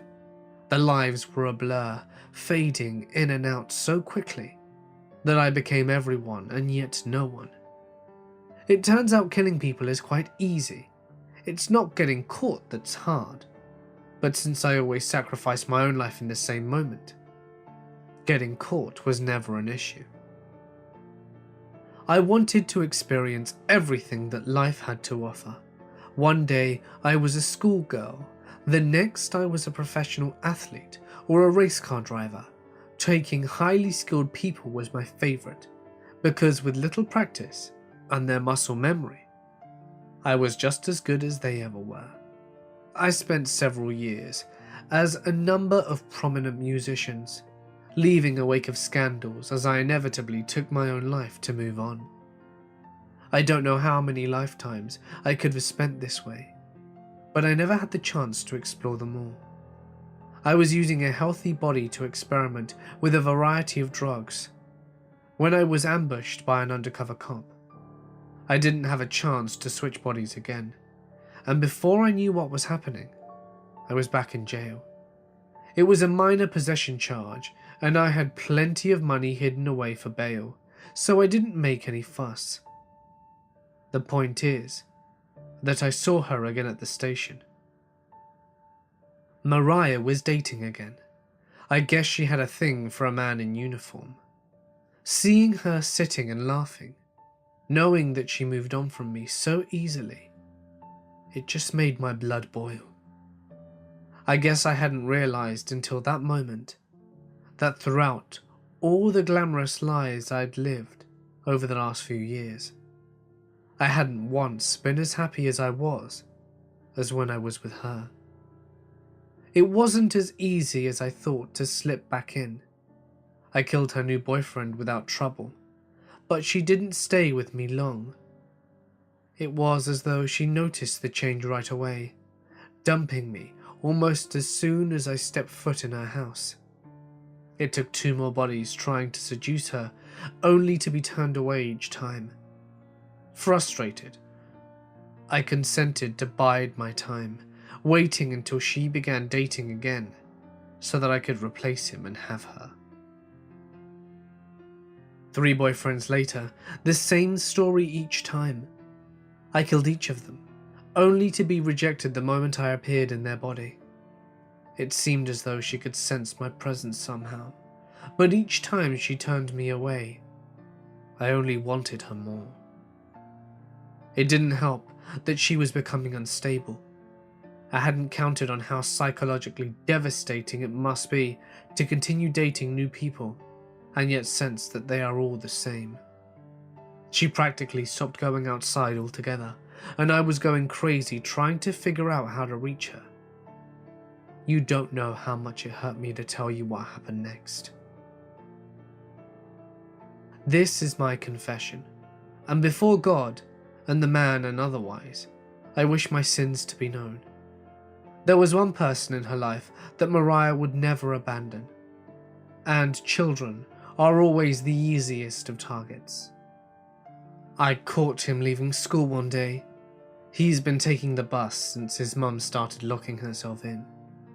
I was wearing the body of a policeman he'd grown up around, and he'd had no reason to suspect my intentions when I offered him a ride. I didn't drive him home though. I was taking him out into the woods where there wouldn't be a scene. Trying to get close to Mariah through her son might seem strange to you, but after living so many lives, I wasn't encumbered with such artificial distractions as romance or maternal love. I wanted to be close to her again. I wanted her to love me, and if she was too broken to love another man, then I was willing to make a compromise on her behalf. Get out of the car, I ordered the boy who was once my son. Where are we? I thought we were going home. Just get out. Those big almond eyes stared at me for a long time. Then he smiled. Okay, I trust you. We're going to play a game, okay? I've got out of the car with him. My hand was cramping up from flexing beside my gun. Okay, Close your eyes. Okay. Don't open them. Promise me. Okay, Dad. He closed his eyes. My blood froze. Why'd you call me that? I asked. Sorry. His little brow furrowed in deep thought. I don't know. It's just that you smell like him. Only I don't feel it in my nose. Where do you feel it? The boy crossed his heart, still clenching his eyes shut. I slid my gun back into its holster. The game goes like this. You count to 100 while I hide. When you open your eyes, you have to find me. Ready? Ready. When we finished playing, I told him to get back in the car and we drove back to his home. I didn't go in to see Mariah. I just dropped him off and didn't look back. No matter what happens from this moment on, I know this life is going to be my last. I know it doesn't mean much, but for what it's worth, I'm staying on as a cop. I'm going to protect that boy and his mother for the rest of my life. And when chance or old age takes me at last, I'll deserve whatever happens to me next. I have prayed to be a good man, and this is how my prayers are answered. I just wanted to get home that night. An impromptu board meeting ran late, and I had to stay until almost 9 p.m. just to take notes. When I finally did get out of there, waiting for the elevator was absolute torture. My heels were killing me. My bra was a dagger in my back. And all I had to show for my hard work was a legal pad full of insane political drivel and off-colored jokes. 5-10 minutes before the door opened. Inside, a pair of giggling teenagers were shoving each other back and forth. One girl, one boy. Baggy hoodies, ripped jeans. They smell as though marijuana was a perfume. It didn't take a legal secretary to guess they had been playing an elevator game by pushing every button. I thought about reprimanding them, but the moment I stepped inside, they went dead quiet. Maybe they knew they were busted. The building should have been on lockdown by now anyway. I don't even know how they even got in here, but as my energy was so depleted, I didn't really care. Where are you going? I asked, just to be polite. The boy started to giggle again for a second, then stopped. So abruptly, I almost thought I was imagining it. It looked like the girl was holding her breath. She hid her face beneath her hair and went to push floor 1. Not my kids, not my problem. What was my problem is the elevator was going up instead of down. I moved towards the row of buttons and the girl fell flat on the floor and scrambled out the way like I was made of lava. I mashed the highlighted number 1, but we were going up quicker than ever. Faster than it had ever gone before. There was nothing to hold on to, but I had to press myself to the back of the wall from falling over. It was shaking now too, buckling back and forth as it screeched up the cable. The lights flickered, and a cold wind started to whistle through the cracks in the doors. It wasn't like a storm or anything though. It was more like all of the heat in the elevator was flooding out into the shaft. Another lurch, the hardest one yet. I fell straight on my ass. The kids playing the elevator game were holding on to each other and managed to remain standing. But even after we'd stopped, they kept clinging on as though holding on for dear life. The number 1 button went dark and number 10 turned on. Slowly, ponderously, as though it was struggling against a near insurmountable pressure, the door slid open. I started to stand, then slipped again as one of my heels snapped clean off. I took the other shoe off, so frustrated that I just threw it at the kids. Now look what you've done, you've broken the bloody elevator. The boy glanced in my direction, but immediately turned away again. They were straining to look outside, but terrified to get close to me. Good. They should be scared. Vandalizing a legal office was a stupid thing to do. As stupid as picking a fight in a police station.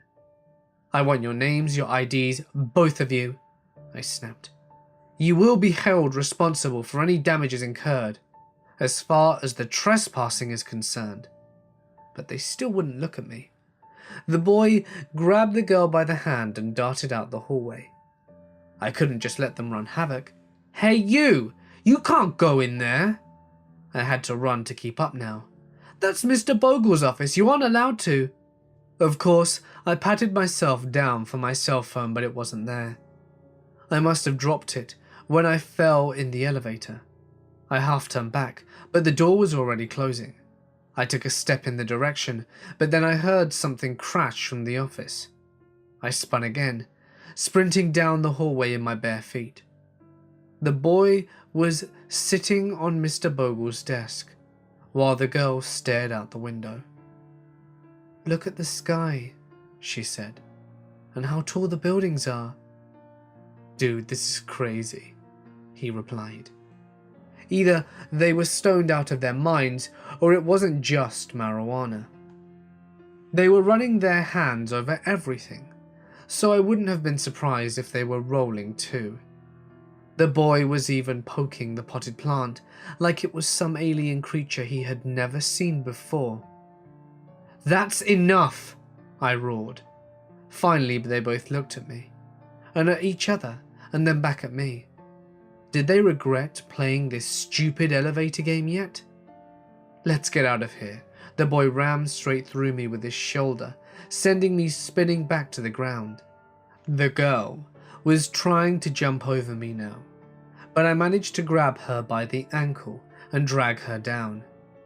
She thrashed melodramatically on the ground for a few seconds, but before I could get to my feet, she planted a kick in my face and broke free. The door was already closing by the time I got to my feet, and they were both inside, staring at me with wide, trembling eyes, as though they were somehow the victim in all of this. I felt absolutely feral as I lunged at them. I managed to get my fingers in the cracks before the elevator closed, and the sensor reflected the door was open wide. Half a dozen buttons had already been pushed, glowing like one big middle finger. The final stage of the elevator game had been played. They were cowering in the corner as I loomed over them, an inferno of retribution burning in my eyes. Fine, let the elevator take the long trip down. That was just longer for them to be trapped in there with me. Now they couldn't run. The struggle was absolutely pitiful. The boy's throat was almost comically fragile, and I was amazed how little pressure I needed to ram my broken heel through it. The girl was almost gone by the time I got to her, withering to a husk in seconds after the venom from my nails coursed through her legs where I had grabbed her. I got out of the elevator at the bottom, straightening my dress. I found my phone again and fixed my hair after snapping the other heel off my shoe. I was able to look almost presentable again. I thought I could finally go home after all of that, but it didn't take long to realize that I'd never been further from home in my life. What strange green plants they have here. The dark blue sky was nothing like the purple and orange we have at home. No wonder they were so surprised by everything in my world. If everyone here is so fragile as these two little ones, then I think I'm going to have a lot of fun here. A single-engine private plane, skimming low over the Alaskan wilderness. Glacial waters, as clear as a polished mirror, reflecting the vast primordial forest and savage peaks which loom above us, a testament to the stoic grandeur of an earth which existed long before humanity, and will continue to endure long after the footnote of our existence has been forgotten. For one glorious moment, it feels as though the world was created just for us. But that was before the engine stalled mid-flight, before the violent plummet and the mercy of a deaf God, before the ground accelerated towards us, all happening much too fast to regain altitude before the crash. An explosion so loud it was silent, light so bright I saw nothing. Bone-jarring impact. Everything lurched so bad, it felt like my soul must have been ripped clean from my body. I wish I'd died the second we hit the ground. I wish my husband had too, but he lingered in that broken body until nightfall. Our hands had never clasped so tightly as when sealed together with his blood, and no words were as precious as those escaping between his shallow breaths. "Promise me that you'll survive," he said, "whatever it takes." I wasn't in a much better condition than him. One of my legs was broken, several ribs had snapped, and 3 of my fingers were still clinging to the bottom of my seat where I'd braced for the crash. Now, a dozen feet away, I didn't expect to last the night, but I still made that promise. I'd like to think that hope gave some small comfort before his eyes closed for the last time.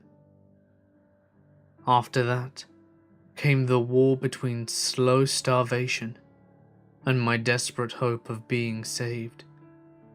A hungry animal could easily find me first though, lured by the scent of charred flesh and fresh blood, which teased my nostrils.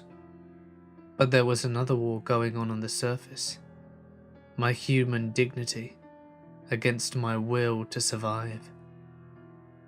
I lasted almost 4 days before I took the first bite.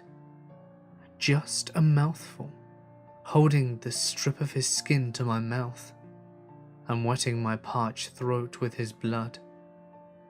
By the end of the week, I'd become more methodical, stripping the flesh clean to roast, cracking the bones for their marrow, wasting nothing.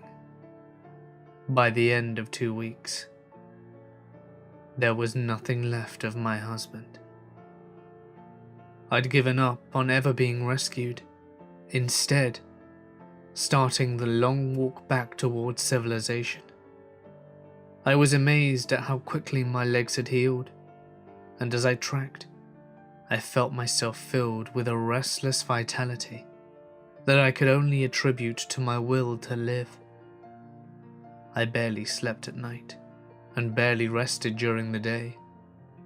It's almost as if I'd spent my entire life being sick, but I'd gotten so used to the feeling that I thought that's how everyone is supposed to feel.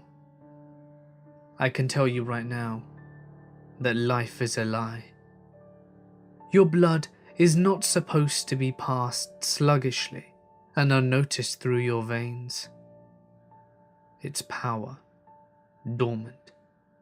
You should feel the electricity of your flexing muscles, each explosive fiber primed to your will.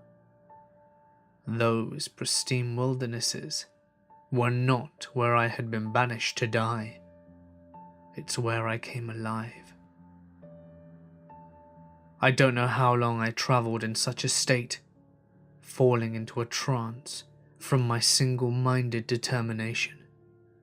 I think my husband's spirit must have been guiding me through though, because I found a sudden understanding in navigating from the stars, just like he learnt from the Navy. Eventually, I found what I was looking for.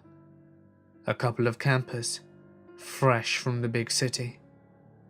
I was so relieved at hearing another human voice through the trees that I surged forward like a wild thing. All my pain and sacrifice had been building to this moment. Elegant French words, a woman's laughter, a way home. That is what I'd kept myself alive for. But that's when I saw them.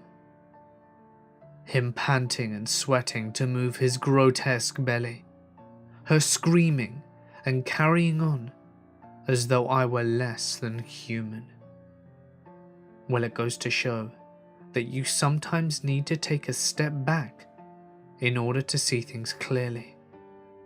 After everything I'd been through, I couldn't feel anything but pity and disgust for these torpid creatures, willing victims of what their artificial life had deformed them into. The husband was bigger, but the wife tasted better, cleaner. I lived more vibrantly in those next few nights, feasting and regaining my strength from their unused bodies than all the years they'd wasted on being half alive.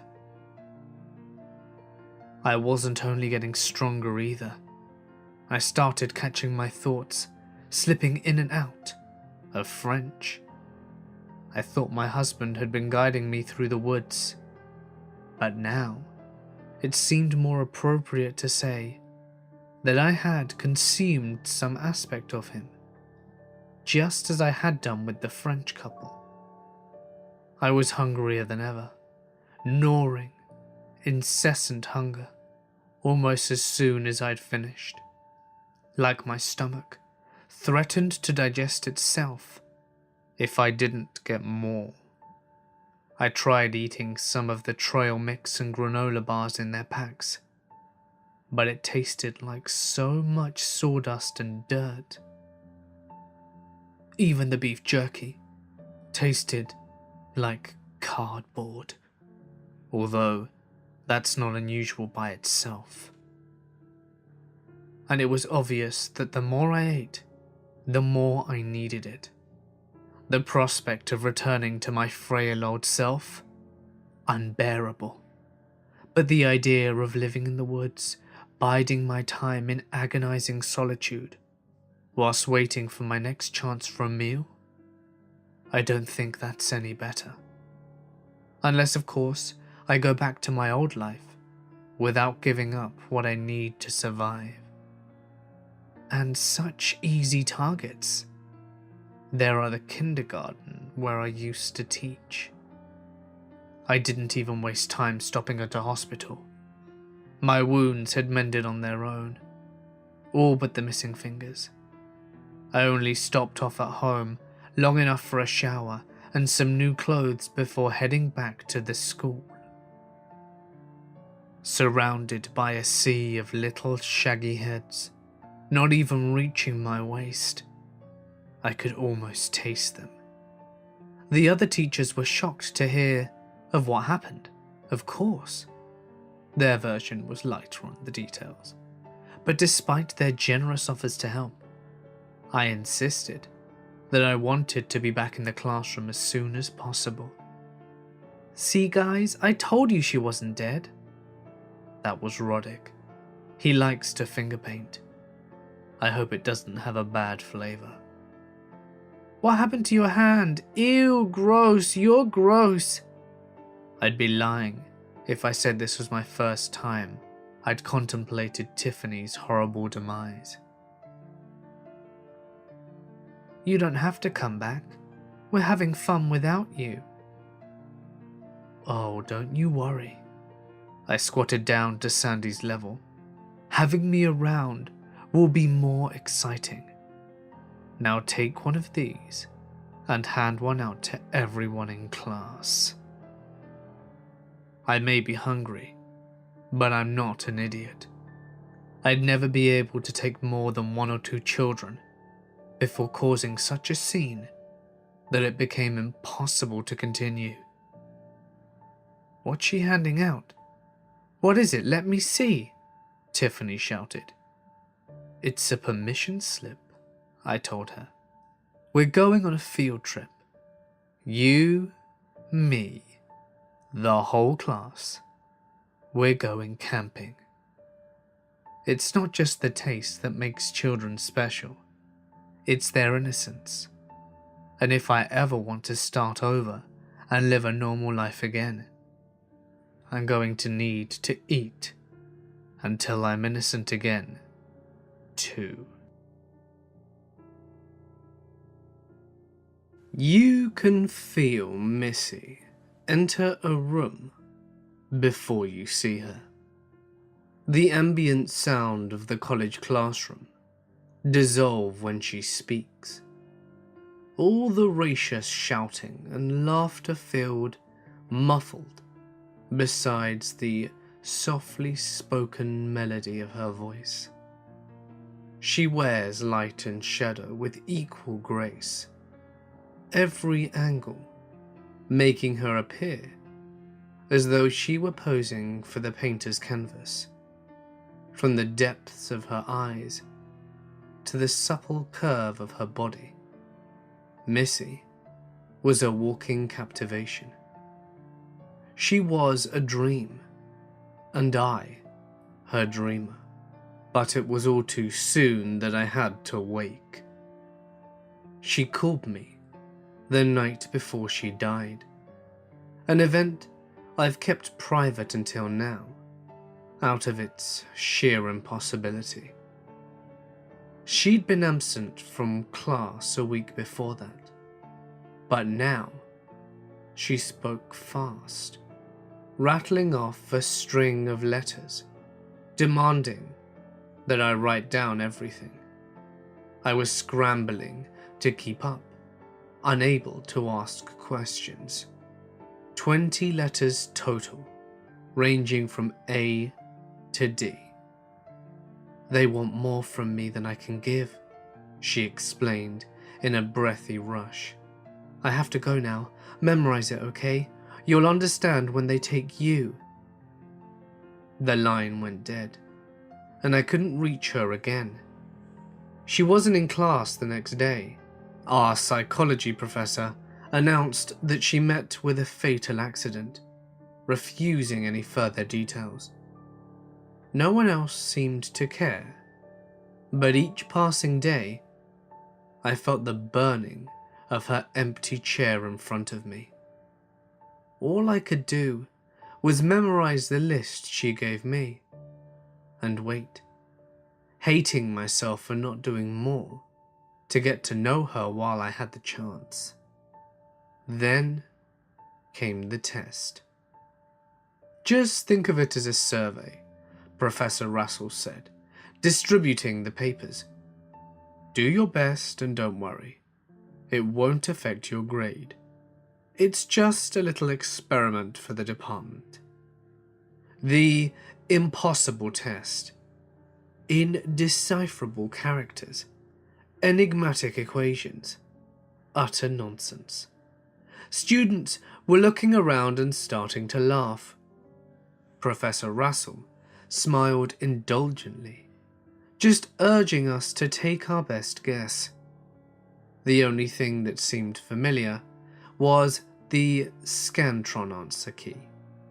20 questions, 20 letters. Coincidence or not, I filled them in from memory. I could feel the professor's eyes lock on me as I wrote with purpose, but I didn't care. I was consumed with the mystery of Missy's disappearance, savouring this last connection before she faded from the world altogether. Tests were collected, but I could tell the only paper the professor was interested in was mine. His keen eyes kept flashing between my test and my face. Then he excused himself to go to the bathroom, fishing out his phone as he left. I took the opportunity to follow. I've got another one from my class. Professor Russell was talking on the phone, his back to me as he walked. Perfect score, just like Missy. I tried to get closer to hear the voice on the other end, but the professor heard me and turned around. Going somewhere? He asked, pressing the phone against his chest. Bathroom, I grunted, rushing ahead, feeling his eyes on me all the way down the hall. He was leaning against the wall, arms crossed, patiently waiting for when I got out. We need to talk, Elijah. His voice was flat and dark. How did Missy die? I hadn't meant to blurt it out, but there it was. It had been on the tip of my tongue for so long that I'm surprised I even lasted this long. The professor arched his eyebrows, studying me. She isn't dead. Not exactly. I can take her to you if you want, but you might not like what you see. The professor wrote something on a notepad and handed it to me. Midnight, room 031. Pack a suitcase. The psychology building? I asked. I didn't know the rooms went below 100. He pressed a key into my hand before turning back towards the classroom. This will let you into the basement. Oh, and Elijah. He glanced back as he opened the door. You might want to make an appropriate excuse to your friends and family. They won't be seeing you again for a while. Missy and I were never close before the night she called me. Our relationship was little more than collaborating on the occasional assignment, or exchanging a covert smile across the room. Is it possible to love someone when you don't know the first thing about them? Regardless, I was impotent against my overwhelming curiosity. Professor Russell's doubtlessly counted on that purposefully, withholding details to bait his hook. It seemed so obvious looking back, but at the time I couldn't think of anything besides the frantic desperation in Missy's voice. She needed me somehow, and that's all I needed to know. If only I had known what waited for me, then no compulsion, mortal or otherwise, could have made me step through that door. Instead, I was outside the room 5 minutes before midnight. I'd called my family to let them know I was accepted into a foreign exchange program and that I might be out of touch until I got set up there. I felt the strangeness of the place the second I opened room 031.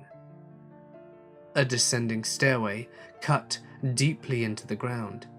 Steps and walls hewn from large uneven stones that would better be suited to a medieval castle than a university. I had to use my phone as a flashlight, laboriously struggling my suitcase behind me. The stairway terminated in what can only be described as a wall of flesh. Taunt skin so tight as to be almost transparent, stretched from wall to wall.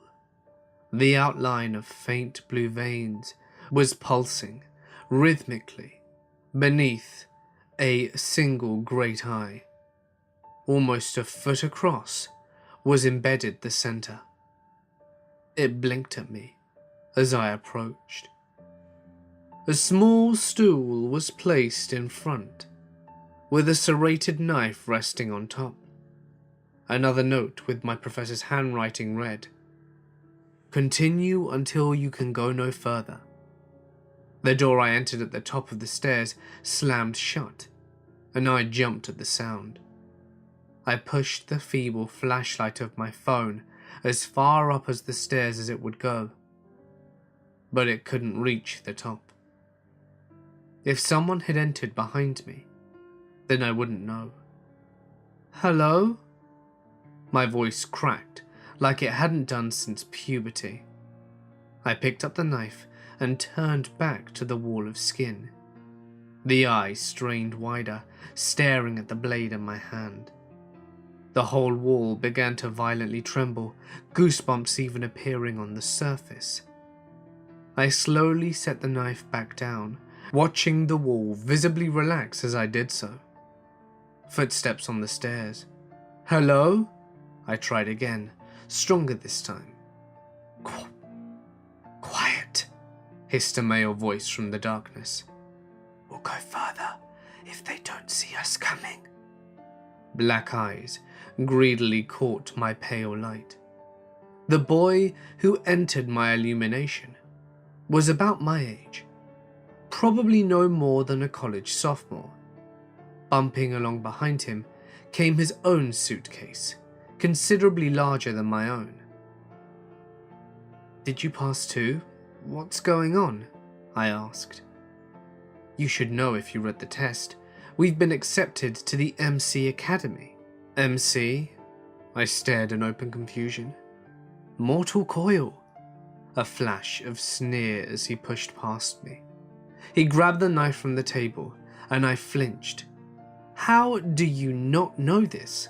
We're going to demon school. You mean a school that teaches demons? Or a school that teaches... What are you, stupid? You couldn't have even read the paper if you didn't have demon blood in you. I opened my mouth to ask more, deciding instead to hold my tongue just in time. Somehow, it didn't seem wise to tell the condescending guy with a knife that I cheated my way through and didn't really belong here. You want to do it or should I? He asked, holding the knife handle towards me. The wall was shaking so badly now that I could feel a gentle wind wafting from its convulsions. The other student must have noticed that I was frozen with confusion, because he pulled the knife back a moment later. Fine, but you get the next one. I'm not going to carry you the whole way. He spun and thrust the knife directly in the giant eye on the wall. It clenched shut, lurching and thrashing against him. He grunted and leaned the blade, pushing it even deeper, as blood flowed freely to drench him up to the arm. The flesh was rumbling like a man trying to scream through a mouth that was sewn shut. 5, maybe 10 seconds before the trembling stopped, the boy withdrew the knife to make a few savage slashes until the flesh relinquished its hold on the walls and fell into a heaping mass on the floor. Guess this is mine now, he said, wiping off the dagger and storing it in his suitcase. He lifted his case a foot off the ground and stepped through the leaking monstrosity on the ground. You coming or not? He added. I nodded, but it was nothing more but a reflex. I tried not to look down as I gingerly stepped over the mess on the floor, almost vomiting as I felt it squelch beneath my feet. What have I gotten myself into? He introduced himself as Michael Suland as we continued. Not the company I would have chosen, but he at least seemed to know what he was doing. I was careful not to ask anything that would betray my ignorance after that, but I was able to pick up a few clues from his idle conversation. Michael didn't know he had demon blood until recently, but he'd suspected there was something different about him since birth. He accidentally watched the original Saw movie when he was 8, and his parents only caught him when they heard how loudly he was laughing. He'd broken his arm skateboarding so badly once that the bone ruptured from his skin, and he spent an hour playing with it before going to the hospital. He even said he felt like he was nocturnal sometimes, describing the night as something which fit him as naturally as second skin. The shrill wailing of an infant broke the conversation. We exchanged glances, his face a mask of greedy excitement, like a child in the candy shop. When we stopped next, there was a closed door blocking the hallway. Wooden this time. At least, although that did nothing to distract from the crying infant placed upon the matching wooden table. He couldn't be more than 2 months old. I picked him up, trying to get him to stop crying. Michael was reading the note. The key is inside. Inside what? I asked. He just smiled. I'm not going to do that. My response was visceral and immediate. This is sick. The first note just said to go as far as we were able. That means we can stop whenever we want.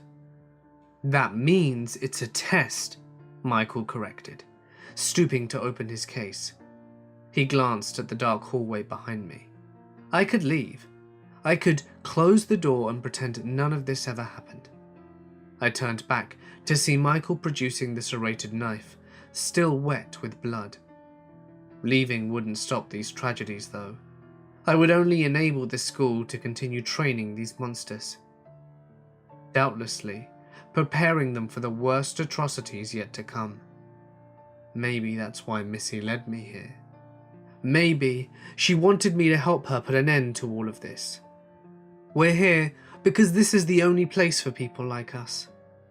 Might as well get used to it. Michael offered me the knife, and I instinctually shielded the child with my arms, backing away from him. Kill it now! His voice was edged with a sudden intensity. Quick! We give up, I shouted to no one in particular. Whoever is watching, we give up. This is as far as we can go. Elijah, you idiot! Give it to me then. No, I won't let you. Michael lunged at us with the knife, but I managed to scramble out of the way. I lost my balance on the uneven stones and fell straight onto my arse though. I covered the child with my body, but had to let go a moment later as a piercing pain like a fistful of needles was gorging into my hand. The infant had latched onto me with unnatural ferocity. It shouldn't have even had teeth yet, but I could clearly see multiple rows of razor edges burrowing into my skin. I screamed and strained to pull it off, but every movement did nothing but give it a fresh angle to burrow further. Bash it against the wall, Michael shouted. I did so, again and again, beating the tiny body into the stone, feeling the fragile bones inside splinter with every iteration. The grip finally began to slacken, until finally I was able to stomp the tiny creature's body and rip my bloody hands free. It almost looked reptilian where it lay on the ground, its yellow eyes boring into me as they closed to slits. Welcome home, master, croaked the dying monstrosity. Ready now? Michael asked, handing me the knife once more. I didn't hesitate this time. I plunged it straight into chest and tore a long hole straight down into its navel. A hot mess of insides oozed out, and I had to actually dig my fingers into it to retrieve the bronze key. It bled profusely from a dozen puncture wounds. I wrapped it as best I could with one of my extra t-shirts, but I can only imagine what ghastly infections might come from those wounds. I don't know whether it was loss of blood or horror of this place, but I felt so lightheaded that I almost toppled the second I stood upright. Come on now, easy there. I was surprised by the gentleness in Michael's tone as he helped me to my feet. We're in this together, so let's do it right. We both want to get to this school, right? I nodded meekly, allowing him to guide me to the door. Then let's not give up before we have to, he said. I, for one, am looking forward to seeing how far this rabbit hole goes. Hey guys, it's Mort here, and thank you so much for listening. thank you to everyone as well who opted in for the consolation prizes. So they've been randomly selected, and I am now very keen to let you know who won. There have been 15 winners because of the sheer volume of you, and those of you are listed in the description. So go ahead and see if you've won. And congratulations to everyone who did. If you enjoyed the video, please remember to leave that like and subscribe to not miss what I have in store for you next. And just because the competitions have come to a close, don't forget to hit that bell icon and drop a nice comment with what you thought on the video, or a negative one if you didn't like it. It's always good to know. If you've got a story that you would like me to read, all that you need to do is send it to my email or my Reddit, and I should be able to see it. But please make sure that you include paragraphing, punctuation and description, as that does maximize your chances of it being read. But anyway, for now guys, I am going to sign off. Stay awesome, and I'll see you in the next one.